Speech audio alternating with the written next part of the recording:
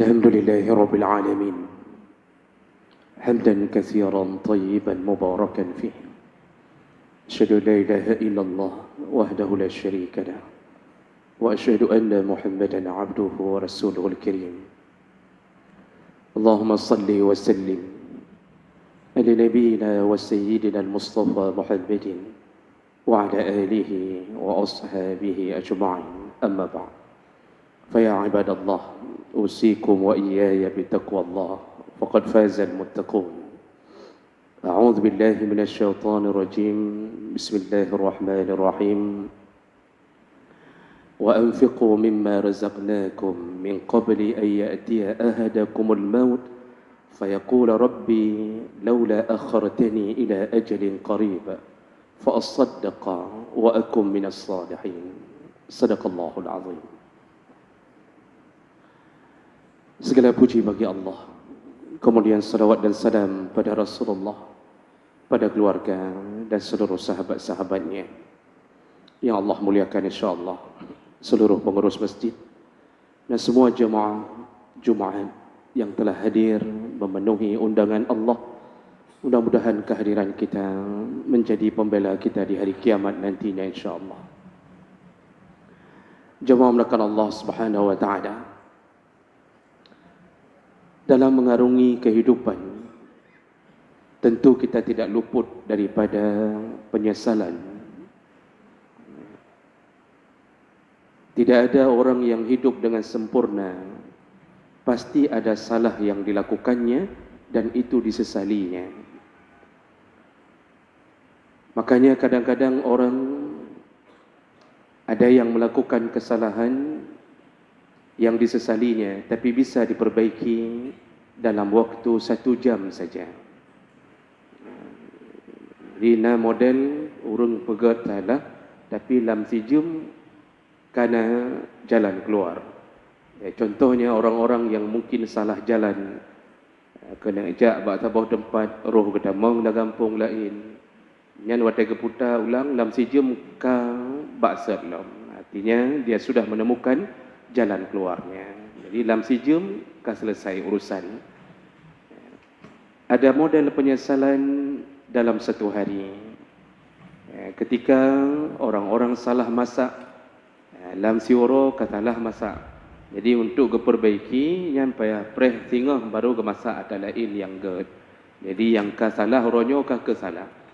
Itu penyesalan sehari, tetapi dia dapat kembali dalam 1 hari selesai urusannya. Ada yang model salah dalam seminggu bisa diperbaiki. Melakukan kesalahan, ala telah ke pebut, tapi dalam seminggu ka lagi salam. Contoh orang menyosalah ke pajuh, roh kadang-kadang sakit perut. Dalam seminggu kaget kembali perutnya, lalu kemudian kabereh urusan. Kajit ke semajuh belum lagi set.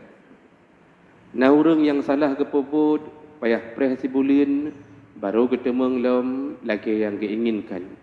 Contohnya orang salah kohok misalnya. Orang salah potong rambut, ketika salah untuk menunggu kembali penyesalannya, dia menunggu sebulan.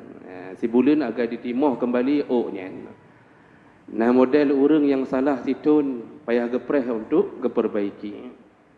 Contohnya orang-orang yang tinggal kelas, mahasiswa-mahasiswa yang tidak lulus dalam ujian, nyan payah preh tonuke, walaupun telah tapi preh tonuke untuk diperbaiki, tapi masih bisa diperbaiki.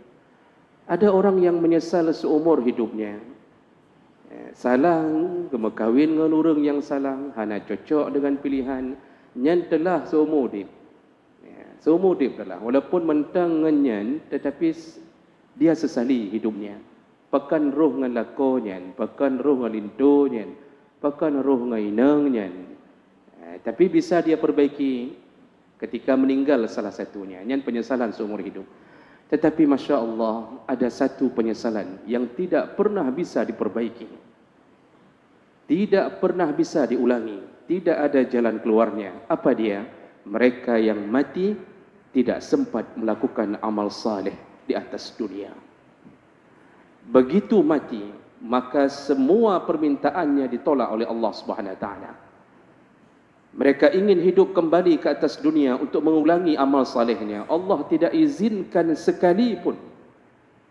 Sedetik pun Allah tidak izinkan. Inilah penyesalan yang tidak bisa diperbaiki.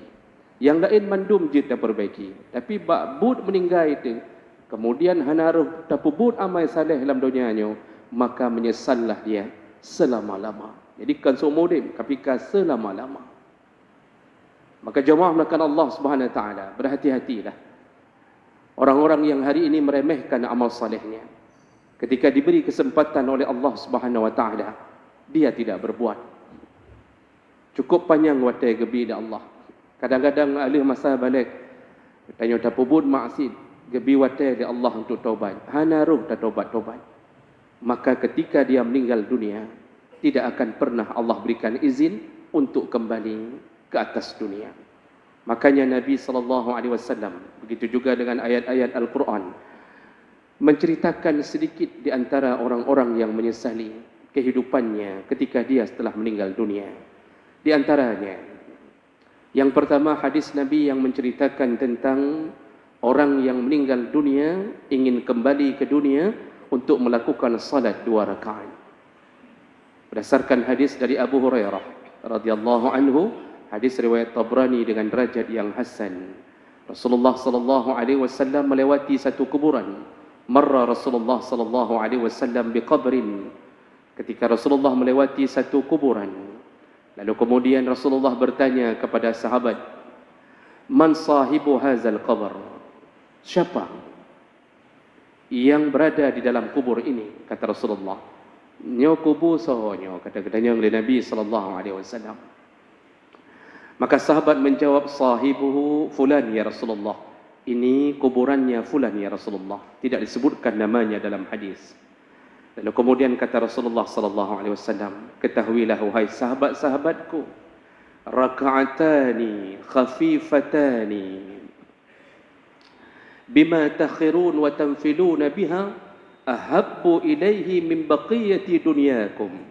Di situ Rasulullah mengingatkan, ketahuilah wahai para sahabat, sesungguhnya 2 rakaat, artinya salat, iaitu salat 2 rakaat, kata Nabi sallallahu alaihi wasallam, yang dulu diremehkan oleh orang ini, yang dulu ditinggalkan oleh orang ini, walaupun itu tanfilun, walaupun itu salat sunnah, sekarang di dalam kubur ini ahabbu ilaih, dia lebih mencintainya, dia lebih menginginkan untuk mengulanginya, min baqiyati dunyakum, daripada seluruh kenikmatan dunia engkau.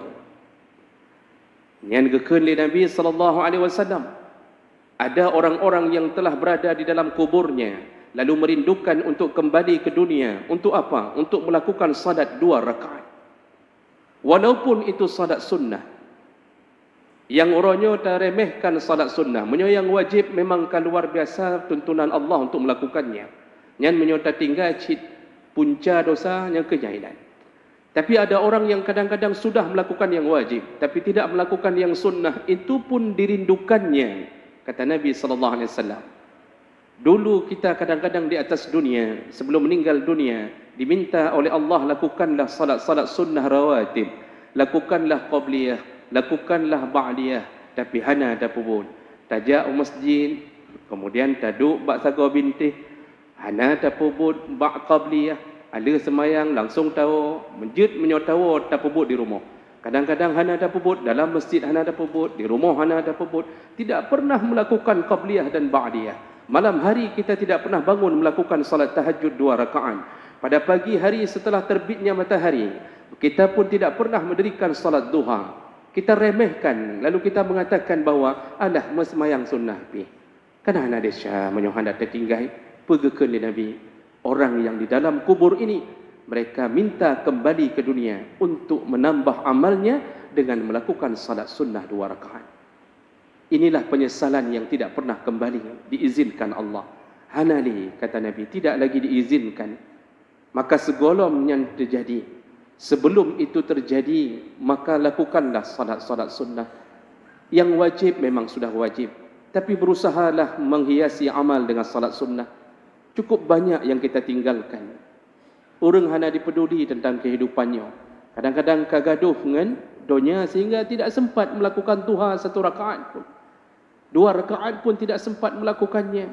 Orang disibukkan dengan kertas di kantor-kantornya. Urang dalam pikiran jino adalah permainan di atas kertas. Tanda tangan kena, tanda tangan kena. Yang penting kepikir kiban cara bermerempok akreditasi, kiban cara bermerempok sertifikasi, kiban cara bernapeng tamong, kiban cara menyotajak dari hino perjalanan dinas ke satu tempat napeng dalam SPPD. Kemudian kiban cara nyojih mandum lam oleh adalah peng. Untuk sembahyang 2 rakaat hana gedemeng pengam. Watem meninggai, itulah yang dia rindukan. Kata Nabi, min baqiyati dunyakum. Seluruh nikmat dunia yang sedang engkau rasakan sekarang tidak lagi diinginkan oleh orang yang berada di alam kubur ini. Maka ji menyokam meninggai, yang dapat daba dempu dapat daba atas dunia hang getim li. Dah hang gedung pi. Kita berikan televisi 55 inci yang dulu kita mengejar-ngejarnya, mereka tidak mau dan tidak butuh.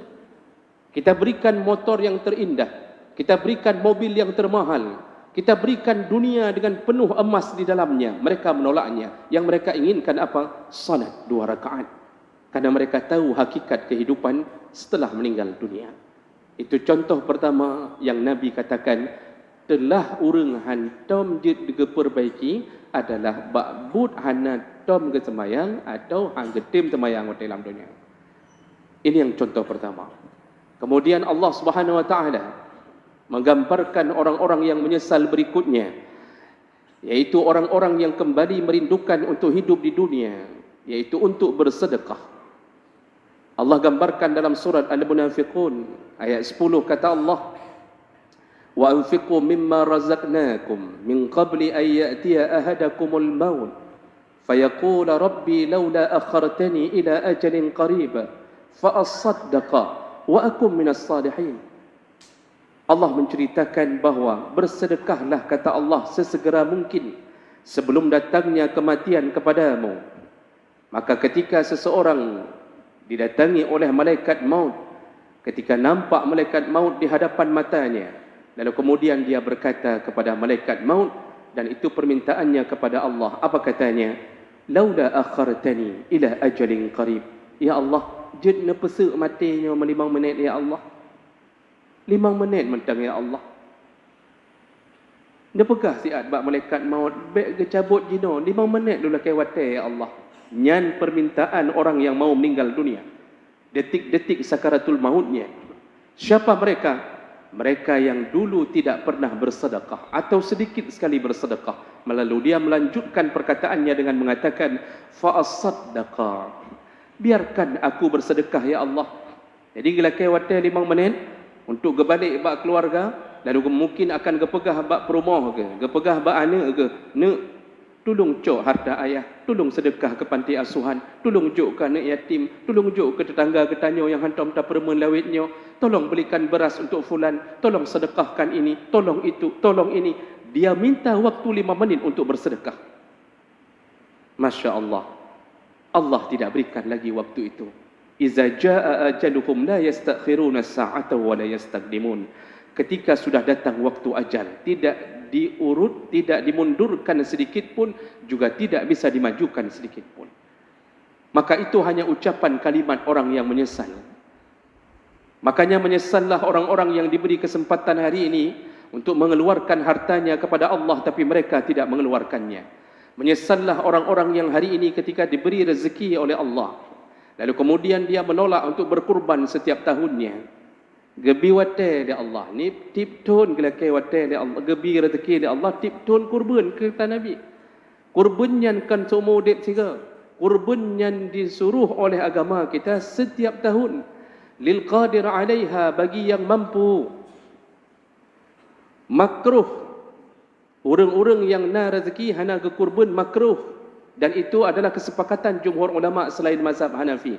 Karena mazhab Hanafi mengatakan kurbannya wajib, yang lain mengatakan sunnah muakkad. Lalu mereka mengeluarkan kalimat wa yukrahu tarkuha lil qadir 'alaiha. Makruh meninggalkan kurban bagi mereka yang mampu. Maka timbul pertanyaan, siapa yang disebut mampu? Karena urang hari orangnya waktu tanya nana kurban, ana lung kurban tonyo, ana rezeki lung. Na rencana kurban home sang hana dah doa pegah lau. Hana rezeki sang sang-sang lagi sang hana peng, hansipnya, hansip je. Itu kalimat-kalimat yang keluar dari orang-orang. Padahal dalam kitab-kitab Syafi'i disebutkan yang disebut mampu dalam berkorban, man yamliku samanaha, yaitu orang-orang yang sudah punya uang untuk berkorban. Zaidan an hajatihi wa hajatin man ya'uluhu yaumal 'id wa ayyamat tasyriq. Dia sudah punya harta untuk sejumlah harga kurban, lalu masih punya uang sisa untuk bisa hidup di hari raya sampai hari tasyrik yang terakhir. Jadi gekeun dalam mazhab Syafi'i yang disebut mampu kan urang yang meledak-ledak peng lam dompet dalam ATM kan gekeun kiban nah peng untuk belau kambing atau masyarakat basabah demo nah peng 2.700.000 tambah ongkos sembelih ler tu 3 juta. Ada uang? Ada. Masih punyakah uang untuk bisa hidup sampai orang raya keput? Kan bisa hidup untuk orang raya yang ke-10, yang kepegah oleh mazhab Syafi'i, yang masih bisa hidup sampai hari raya keempat. Setelah dia menghabiskan uangnya dalam membeli binatang kurban, masih bisa hidup dengan uang yang lain sampai orang raya keput. Mereka disebut mampu dan makruh hukumnya apabila mereka tidak berkurban. Makanya Nabi mengancam, man wajada si'ah, barang siapa yang mendapatkan kelapangan harta, lam yudahi, tidak juga berkurban, fala yaqrabanna musallana, jangan dekat-dekat dengan musalla kami.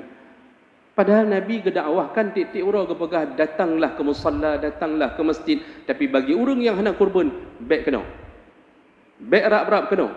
Seakan-akan Nabi ingin mengatakan, digatakan umat lun, engkau bukan umatku, engkau tidak syukur nikmat Allah, engkau dapatkan gaji di atas UMR, engkau dapatkan macam-macam uang kelebihan di dalam rezekimu, dapat sampurna gaji lehbelah, gaji pekbelah, macam model merempuk.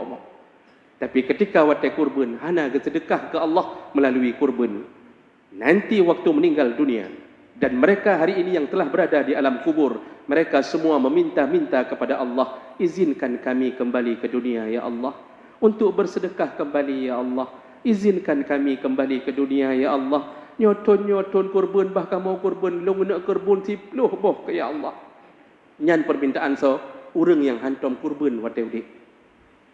Maka beruntunglah jemaah melakukan Allah, mereka yang tidak lalai dalam permintaan Allah. Maka jangan sampai menyesal memohon-mohon untuk bisa hidup untuk bersedekah. Ini contoh kedua dari Allah Subhanahu wa taala. Nah, kemudian dalam surat Al-Mu'minun Allah contohkan yang lain, yang terakhir dalam khutbah kita, yaitu Allah katakan hatta iza jaa ahadahumul maut, ketika seseorang didatangi oleh malaikat maut untuk mencabut nyawanya, apa katanya? Qala rabbirji'un, ya Allah kembalikan aku ke dunia, la'alli a'malu salihan, biarkan aku kembali beramal salih. Kalla innaha huwa qailatun kalimatun huwa qailuha wa min waraihim barzahun ila yaumi yub'atsun. Kata Allah, lihatlah apa yang mereka minta, sungguh tidak kukabulkan, kata Allah. Kalla, sekali-sekali tidak, kata Allah. Bahkan yang mereka hadapi adalah alam yang barzah, yang akan menuju ke hari kebangkitan. Hangga biizin oleh Allah. Maka orang ketiga ini adalah orang-orang yang memohon agar dikembalikan ke dunia untuk semua amal saleh dia bisa lakukan. Semuanya. Teruk bak tolong go.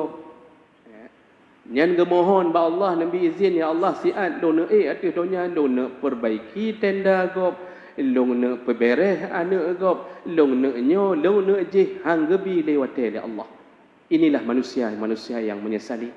Maka jemaah melakukan Allah, Nabi telah gambarkan, Allah telah gambarkan. Hati-hati dengan godaan syaitan yang membuat seakan-akan kita hidup abadi, padahal kita akan menyesal dan itu tidak bisa diperbaiki. Di saat kita meninggal, jangan fikir bahawa anak kita akan terus-terusan mencintai kita, terus-terusan mengingat kita, terus-terusan akan berwakaf di atas nama kita. Jadi biasa nak semikir lagi kan. Jadi baik tak fikir bahawa anak katanya akan diingat katanya sampai tadi. Dan seminggu saja diingat katanya, alih meninggal, dia kanale dengan permainan-permainan dunia. Hanale ya sebut-sebut nan ayah hon macam hanale. Dan jangan mimpi isteri kita akan terus mengenang-enang kita. Bahkan mungkin setelah warisan turun kepadanya, boleh 1/4, boleh 1/8, mungkin dia akan menikah kembali dengan suami yang baru. Kan anak kau baru. Getanya mentang dah harap-harap dia mendoakan kita. Kita masih terus berharap anak kita makan, menyebutkan Rabbighfirli, padahal mungkin itu tidak tersebut lagi. Foto kita dibalikkan di dalam kamar, tidak lagi dilihat. Oh, kita orang penting dalam satu kantor, tidak lagi disebut-sebut dalam kantor itu. Oh, kita dulu orang yang pernah mentraktir orang lain di dalam satu tempat.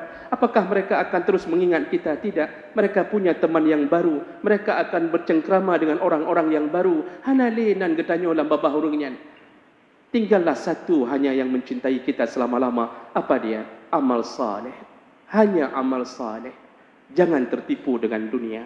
Mudah-mudahan orang-orang yang lupa berkurban atau lupa melakukan apapun amal saleh masih punya waktu 3 hari lagi dengan uronyo mentang nak kesempatan berkurban, maka lakukanlah karena Allah Subhanahu wa taala. Oh, panitia nak terima li dia dah kurban karo, yang penting jangan lewatkan. Mungkin masya-Allah cukup banyak yang tidak berkurban padahal dalam ATM napeng 50 juta rupiah.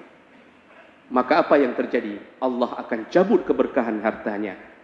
Jamaah melakukan Allah. Mudah-mudahan khutbah singkat ini akan mengingatkan kita agar tidak menjadi orang-orang yang menyesal setelah meninggal dunia. Kita masuk ke dalam rukun doa al-khutbah. Innal hamdalillah nasta'inuhu wa nastaghfiruh wa na'udzu bihi min shururi anfusina wa min sayyiati a'malina may yahdihillahu fala mudilla lahu wa may yudlil fala hadiya lahu. Asyhadu an la ilaha illallah wahdahu la syarika lahu وأشهد أن محمدا عبده ورسوله الكريم. اللهم صل وسلم على نبينا وسيدنا المصطفى محمد وعلى آله وأصحابه أجمعين. أما بعد فيا عباد الله أوصيكم وإياي بتقوى الله فقد فاز المتقون. أعوذ بالله من الشيطان الرجيم. بسم الله الرحمن الرحيم. حتى إذا جاء أحدهم الموت قال رب ارجعون لعلي أعمل صالحا فيما تركت. صدق الله العظيم. بارك الله لي ولكم في القرآن العظيم ونفعني وإياكم بما فيه من الآيات والذكر الحكيم وتقبل الله مني ومنكم تلاوته إنه هو السميع العليم.